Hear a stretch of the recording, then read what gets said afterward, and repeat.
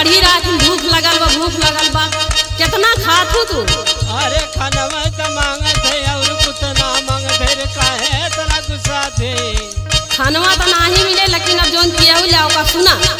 अच्छा सुना का कह दे।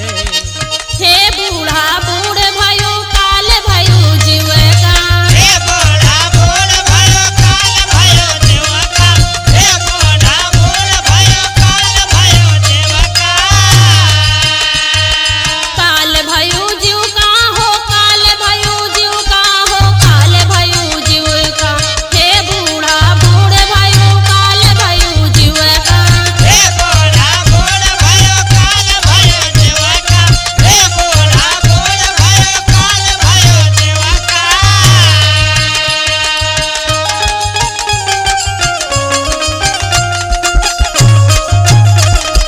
हे बूढ़ा करता लगाना फिर ना चलाए। वाह भाई वाह।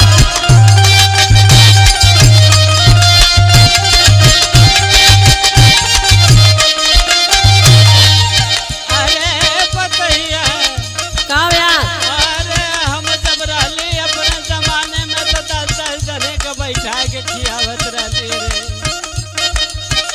दिन रात खानवा तो हम तुमका दी है, हम तो एक चीज में खाई थे। अगला सुना आओ बताई। अच्छा सुना। आवा सुना। ये कहे रोटिया में हम हमार लइका, हम हमार लइका हो, हम हमार लइका, हम हमार लइका हो, हम हमार लइका। बाँट बाँट खाई हम काऊ देवन का, काव देवन का हो, काव देवन का, काव देवन का हो, काव देवन का।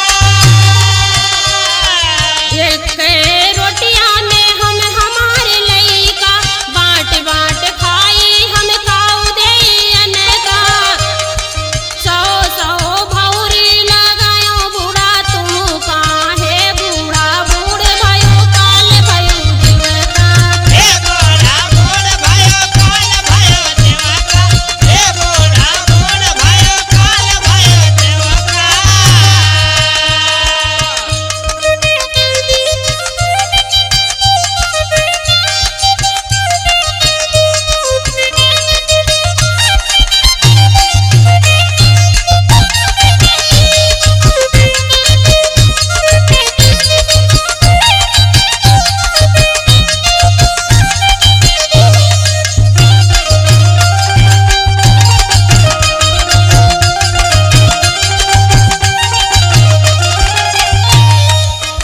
अरे पतैया, काव्या माई जान मटक मटक चलत है ने, हम जाता पिस पिस के अतनी अतनी रोटी खिया देत रहली है।